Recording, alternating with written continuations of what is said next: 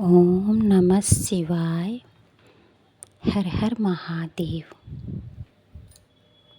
आज के इस वीडियो में हम प्रदोष व्रत की कथा सुनेंगे।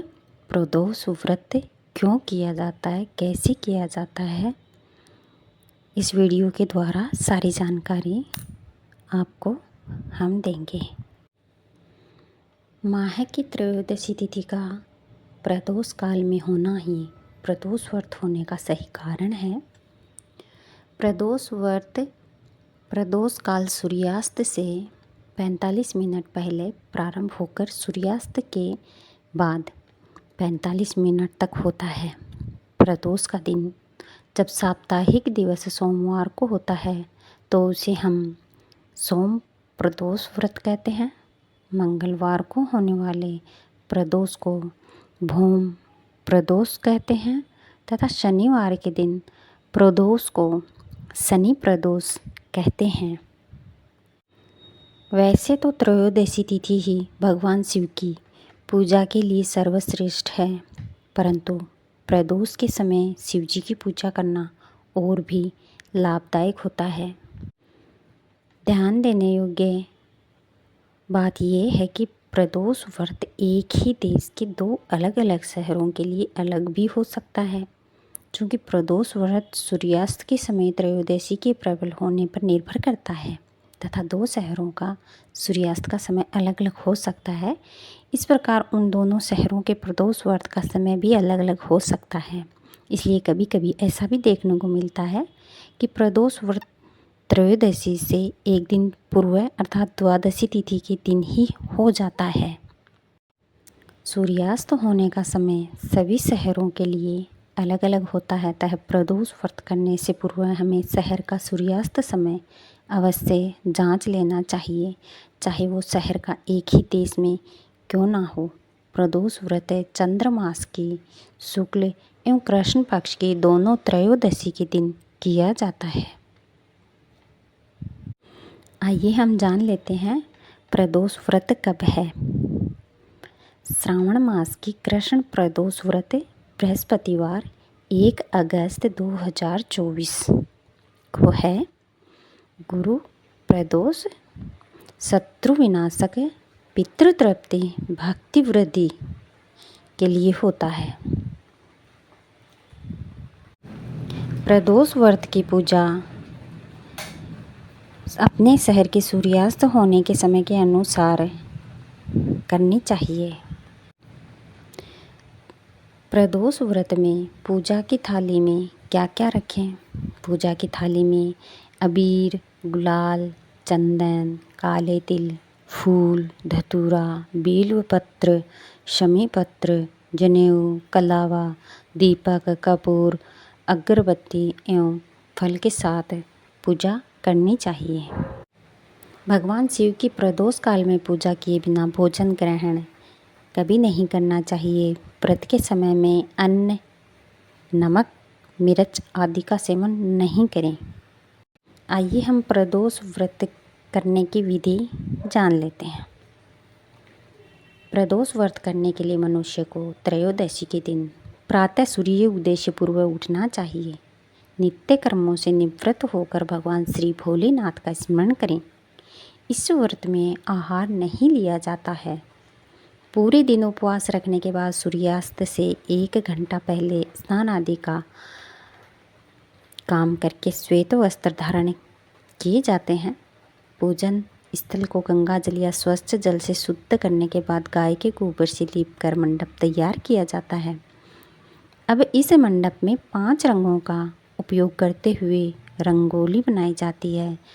प्रदोष व्रत की आराधना करने के लिए कुशा के आसन का प्रयोग किया जाता है। इस प्रकार पूजन की तैयारियां करके उत्तर पूर्व दिशा की ओर मुख करके बैठें और भगवान शंकर का पूजन करिए। पूजन में भगवान शिव के मंत्र ओम नमः शिवाय का जाप करते हुए शिव को जल चढ़ाना चाहिए। प्रदोष व्रत की बहुत ही बड़ी महिमा बताई गई है। प्रदोष व्रत को रखने से 2 गायों को दान देने के समान पुण्य फल प्राप्त होता है।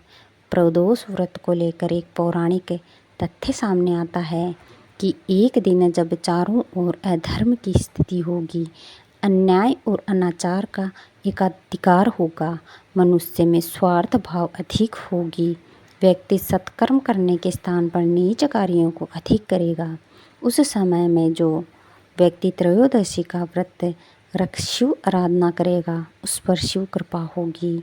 इस व्रत को रखने वाला व्यक्ति जन्म जन्मांतर के फेरों से निकलकर मोक्ष मार्ग पर आगे बढ़ता है, उसे उत्तम लोक की प्राप्ति होती है। प्रदोष व्रत का उद्यापन कैसे किया जाता है वो भी हम जान लेते हैं, उसके बाद हम प्रदोष व्रत की कथा करेंगे। आइए हम देखते हैं प्रदोष व्रत का उद्यापन किस तरह से किया जाता है। इस व्रत को 11 या फिर 26 त्रयोदशी तक रखने के बाद व्रत का उद्यापन करना चाहिए। व्रत का उद्यापन त्रयोदशी तिथि पर ही करना चाहिए। उद्यापन से एक दिन पूर्व श्री गणेश का पूजन किया जाता है। पूर्व रात्रि में कीर्तन करते हुए जागरण किया जाता है। प्रातः जल्दी उठकर मंडप बनाकर मंडप को वस्त्रों और रंगोली से सजाकर तैयार किया जाता है। ओम उमा सहित शिवाय नमः मंत्र का एक माला यानी 108 बार जाप करते हुए हवन किया जाता है। हवन में आहुति के लिए खीर का प्रयोग किया जाता है। हवन समाप्त होने के बाद भगवान भोलेनाथ की आरती की जाती है और शांति पाठ किया जाता है। अंत में 2 ब्राह्मणों को भोजन कराया जाता है और अपने सामर्थ्य अनुसार दान दक्षिणा देकर आशीर्वाद प्राप्त किया जाता है। करोड़ों चंद्रमा के समान कांतिमान त्रिनेत्रधारी मस्तक पर चंद्रमा का आभूषण धारण करने वाले पिंगल वर्ण के जटाजुटधारी नीले कंठ तथा अनेक रुद्राक्ष मालाओं से सुशोभित वरदहस्त त्रिशूलधारी नागों के कुंडल पहनने व्याघ्र चर्म धारण किए वे रत्न जड़ित सिंहासन पर विराजमान शिवजी का ध्यान करना चाहिए। आइए अब हम बृहस्पतिवार त्रयोदशी गुरु प्रदोष व्रत की कथा सुनते हैं। शत्रु विनाशक भक्ति प्रिय व्रत है यह अति श्रेष्ठ, 12 मास तिथि सबसे भी है यह व्रत अति श्रेष्ठ। कथा इस प्रकार है कि एक बार इंद्र और वृत्रासुर में घनघोर युद्ध हुआ। उस समय देवताओं ने दैत्य सेना पराजित कर नष्ट भ्रष्ट कर दी। अपना विनाश देख वृत्रासुर अत्यंत क्रोधित हो स्वयं युद्ध के लिए उद्यत हुआ। मायावी आसुर ने आसुरी माया से भयंकर विकराल रूप धारण किया। उसके स्वरूप को देख इंद्रादिक सब देवताओं ने इंद्र के परामर्श से परम गुरु बृहस्पति जी का आह्वान किया। गुरु तत्काल आकर कहने लगे, हे देवेंद्र, अब तुम वृत्रासुर की कथा ध्यान मग्न होकर सुनो। वृत्रासुर प्रथम बड़ा तपस्वी कर्मनिष्ठ था। इसने गंधमादन पर्वत पर उग्र तप करके शिवजी को प्रसन्न किया था। पूर्व समय में यह चित्ररथ नाम का राजा था। तुम्हारे समीपस्थ जो सुरमय वन है वह इसी का राज्य था। अब साधु प्रवृत्ति विचारवान महात्मा उस वन में आनंद लेते हैं। भगवान के दर्शन की अनुपम भूमि है। एक समय चित्ररथ स्वेच्छा से कैलाश पर्वत पर चला गया। भगवान का स्वरूप और वाम अंग में जगदम्बा को विराजमान देख चित्ररथ हंसा और हाथ जोड़कर शिव शंकर से बोला, हे प्रभु, हम माया मोहित हों विषयों में फंसे रहने के कारण स्त्रियों के वशीभूत रहते हैं, किंतु देवलोक में ऐसा कहीं दृष्टिगोचर नहीं हुआ कि कोई स्त्री सहित सभा में बैठे। चित्ररथ के ये वचन सुनकर सर्वव्यापी भगवान शिव शंकर हंसकर बोले कि हे राजन, मेरा व्यवहारिक दृष्टिकोण पृथक है। मैंने मृत्युदाता कालकूट महाविष का पान किया है, फिर भी तुम साधारण जनों की भांति मेरी हंसी उड़ाते हो। तभी पार्वती क्रोधित हो चित्ररथ की ओर देखती हुई कहने लगी, ओ दुष्ट, तूने सर्वव्यापी माहेश्वर के साथ ही मेरी हंसी उड़ाई है। तुझे अपने कर्मों का फल भोगना पड़ेगा। उपस्थित सभासद महान विशुद्ध प्रकृति के शास्त्र तत्वान्वेषी है और शनक सनंदन संत कुमार है। ये सर्व अज्ञान के नष्ट हो जाने पर शिव भक्ति में तत्पर हैं। अरे मूर्ख राज, तू अति चतुर है, अतएव मैं तुझे यह शिक्षा दूंगी कि फिर तू ऐसे संतों के मजाक का दुस्साहस कभी नहीं करेगा। अब तू दैत्य का स्वरूप धारण कर विमान से नीचे गिर। तुझे मैं शाप देती हूँ कि अभी पृथ्वी पर चला जा।